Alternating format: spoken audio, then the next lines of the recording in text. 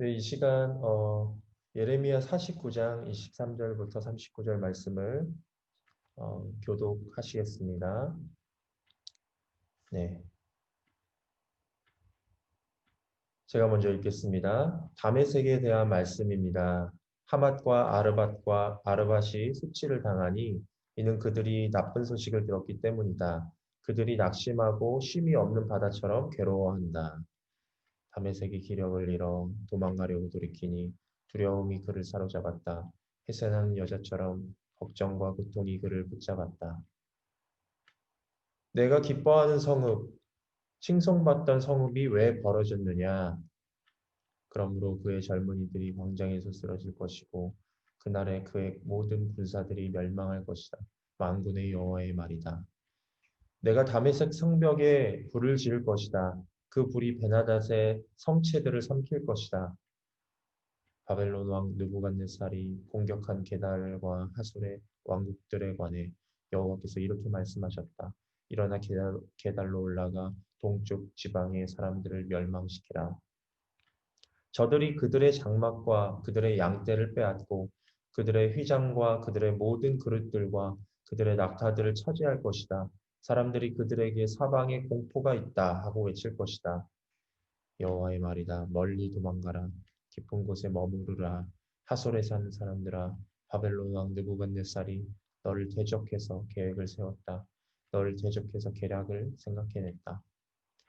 여호와의 말이다. 너는 일어나서 안전하게 살고 있는 평안한 민족을 공격하라.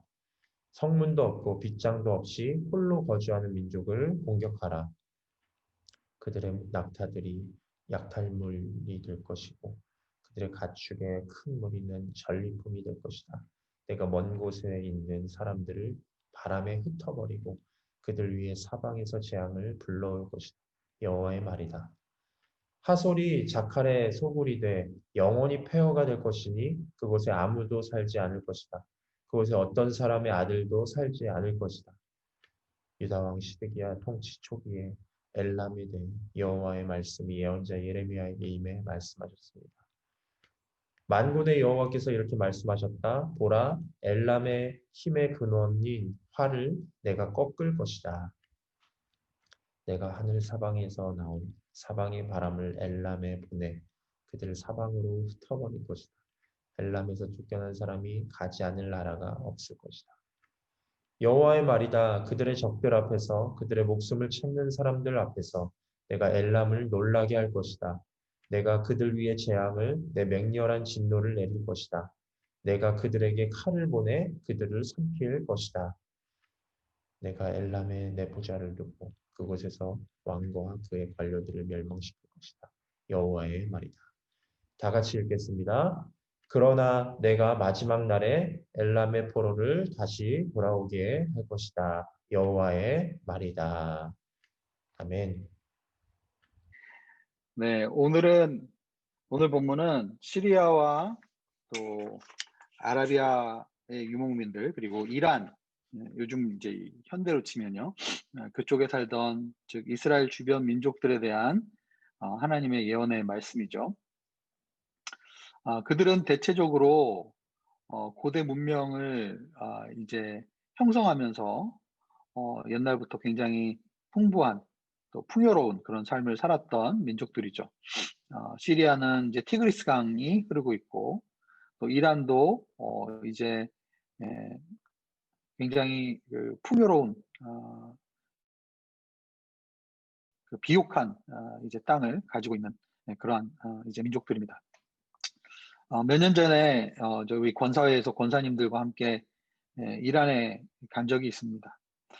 테헤란에 이제 이란의 수도인 테헤란에 간 적이 있었는데 참 땅이 넓고 그래서 북쪽에는 산악 지역이 있고 또 눈도 내리고 추운 날씨도 있고 남쪽에는 우리 이 아부다비와 두바이처럼 날씨도 더운 그런 지역. 그러니까 굉장히 영토가 넓기 때문에 뭐 굉장히 많은 농산물들이 나고 또 영토가 넓기 때문에 또 사람도 많고 또 거기에다가 금상첨화로 석유까지도 나오는 그러한 나라입니다.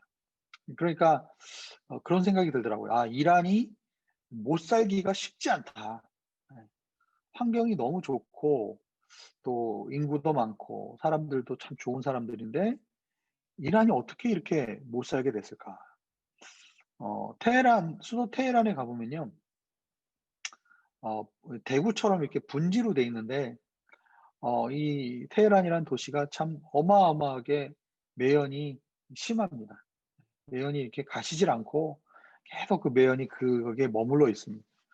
그리고 테헤란에서 차를 타고 다니면은 엄청난 교통 체증에 시달립니다. 이건 뭐 러시아어가 아닌 시간을 이제 구분할 수가 없을 정도로 가는 곳곳마다 교통이 그렇게 막히더라고요.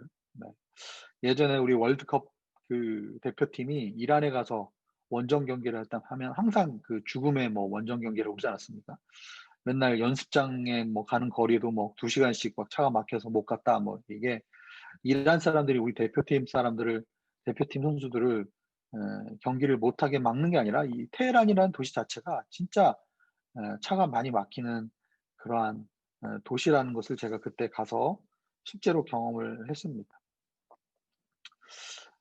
왜 그렇게 이 나라가 그렇게 좋은 자연환경과 인적 자원, 물적 자원을 가지고 있는데도 이렇게 어려울까 이렇게 생각을 해보면 이슬람 혁명 1979년의 이슬람 혁명 이후로 국가가 멈춰버린 거죠.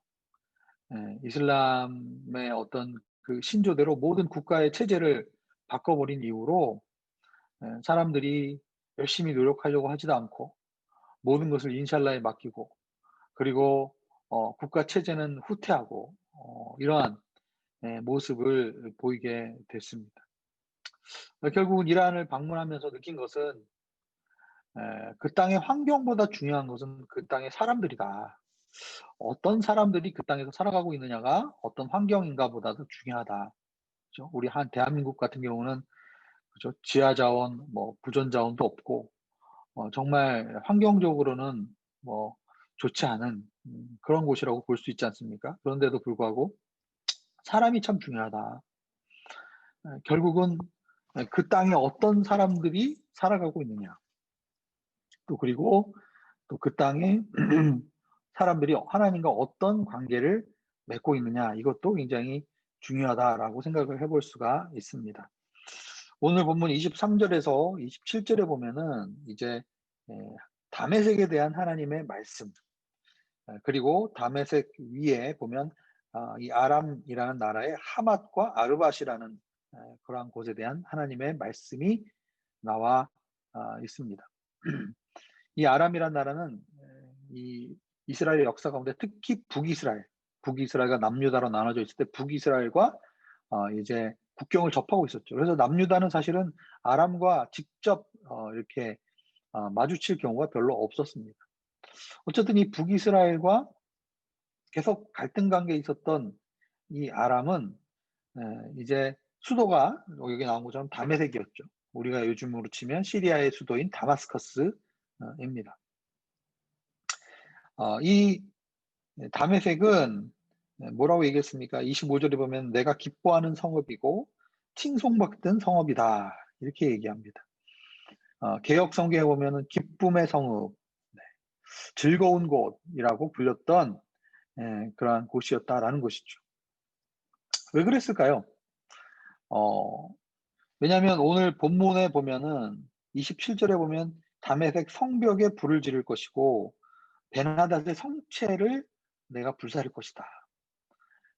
그들의 이 성읍이 그들의 성체가 굉장히 견고하고 그들에게 평안과 안정을 줄 수 있는 그런 곳이었다라는 것을 우리는 알게 됩니다. 그러나 그것도 잠시였죠. 결국은 바벨론이 공격을 한 이후로 결국은 그곳이 그들이 자랑하던 그 모든 것들이 무너지는 것을 보게 됩니다. 그들이 낙심하고 쉼이 없고 기력을 잃어서 도망하려고 한다라고 얘기하고 있어요. 네. 어,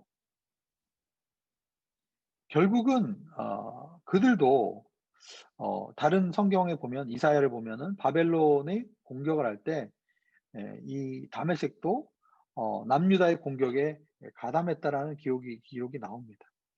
결국은 그들도 그들의 성체와 성읍, 그들의 이 안정적인 그 지리적 환경, 또 이제 강이 흐르는, 그래서 이제 농사도 질 수 있는 그러한 땅이죠. 그러한 땅에서 어떤 이 풍요와 안정을 누리다가 결국 하나님 앞에 교만하고, 그리고 하나님의 백성의 공격에 함께 참여함으로써 그들도 역시 이제 그들의 성벽이 불에 타고 그 불이 베나다 성체를 삼킬 것이다. 네. 결국은 그들도 이제 아람이라는 이 나라도 이 아수르의 디글랏 빌레셋 그 왕 이후로 계속 세력이 약화되면서 결국은 바벨론에 의해서 역사의 뒤안길로 사라지게 되는 그러한 이제 하나님의 그 예언의 말씀이 성취되는 것을 우리는 보게 됩니다. 참으로 아이러니한 것은 그리고 나서 이제 중동에서 시리아가 지금 7년이 넘도록 내전에 시달리고 있습니다.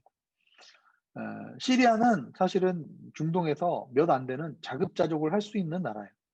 그 나라의 농산물과 모든 것이 자급자족을 할 수 있어요. 그러니까 국민들이 농업 국가이기 때문에 그냥 평온하게 농사만 진다면 사실은 외세의 도움이 없이도 밀과 보리와 모든 이 농산물들을 자급자족할 수 있는 그런 나라다. 중동에 몇 안 되는 그런 나라입니다. 사실은 요즘 이집트도 인구가 너무너무 많아져서 이 나일강 주변에 곡창지대가 있긴 하지만, 그러나 이집트도 곡물을 수입하지 않으면 살 수 없는 그런 나라입니다. 그런데 시리아는 사실은 내전이 없었다면, 그 아사드의 그 독재 정부가 없었다면 이렇게 가난과 지금 절망 가운데 몸부림치지 않아도 되는 그런 나라라는 거죠. 결국은 그들이 하나님과의 관계가 어떠했는가.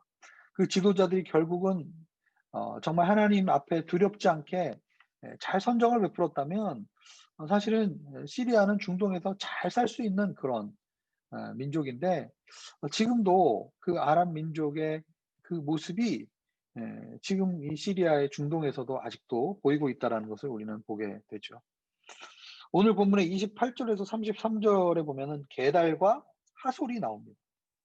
그럼 이 게달, 성경에서 게달이라는 민족이 나오면 사실은 지금 우리가 살고 있는 이 아라비아 반도와 가장 가까운 곳이라고 보면 됩니다. 게달의 후손, 게달 민족 이렇게 얘기하면은 아라비아의 반도에 사는 유목민들을 의미하죠.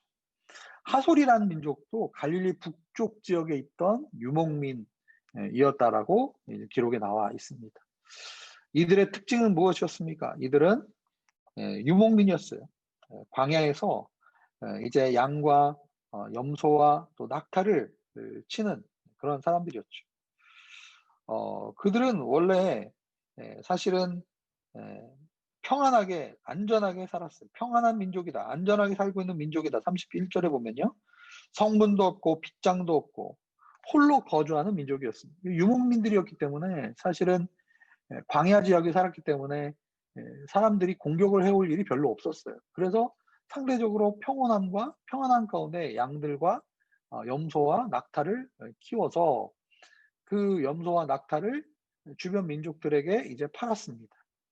그래서 상대적으로 굉장히 부유한, 즉 목축업과 이 무역을 통해서 이제 부유하게 살았던 그러한 민족이었습니다.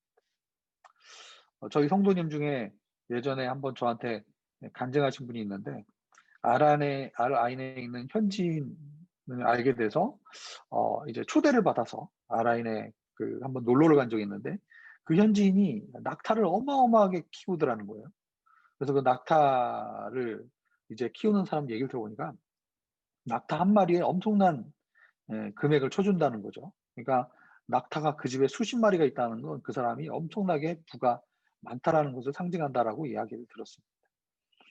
요즘에 이 코로나 시대 이후로 많은 분들이 사업이 어렵죠. 그런데 요즘에 코로나 시대에 호황을 누리고 있는 직종이 있다고 해요. 그건 뭐냐면 그림을 파시는 분들이래요. 요즘 그 돈 많으신 분들이 그렇게 그림을 많이 산다고 합니다. 그 갤러리가 아주 그냥 너무 바쁘대요.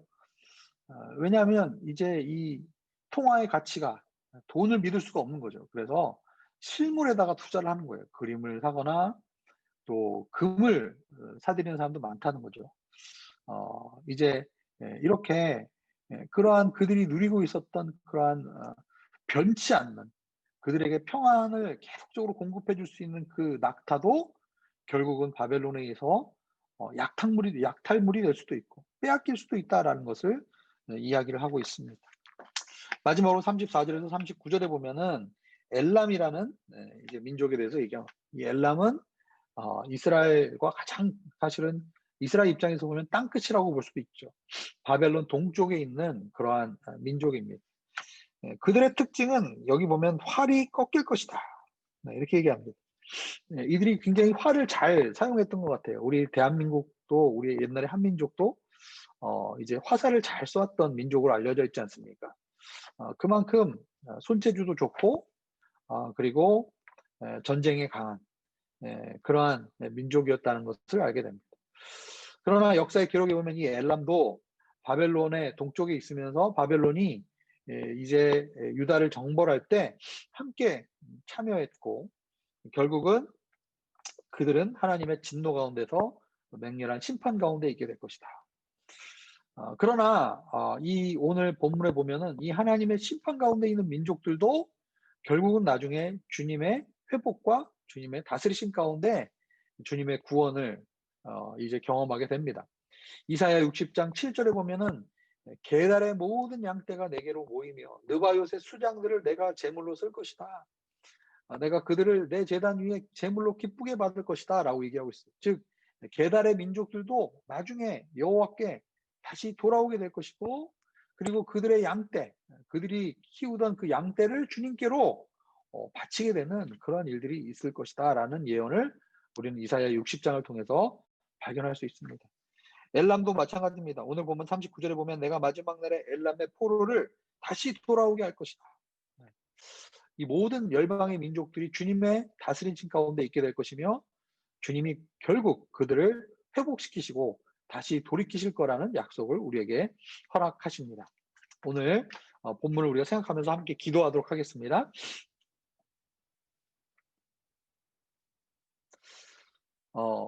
오늘 본문도 열방에 관한 심판을 통해서 하나님 위에 사랑하는 모든 것들을 하나님이 심판하실 수 있고 흔드실 수 있다는 것을 오늘 보게 됩니다. 화살도 꺾이고 또 낙타도 약탈을 당하고 그들이 자랑했던 성읍과 성체도 불에 타게 됩니다. 여러분 우리가 하나님 위에 사랑하는 모든 것들이 영원하지 않다는 것을 우리가 알게 하시고 우리가 이러한 하나님 이외에 내가 더 사랑하며 더 안정과 정체성을 누리고자 하는 모든 것들을 내려놓고 주님만 섬기며 예배할 수 있도록 인도하여 주시옵소서. 하나님의 섭리와 다스리심 가운데 주님의 심판 이후에 회복과 구원을 바라보게 하소서. 또 시리아와 이란과 아라비아 반도 가운데 약속하신 주님의 회복과 구원의 역사를 바라보며 기도하게 하여 주시옵소서. 우리 이 시간에 함께 합심하여 기도하겠습니다. 하나님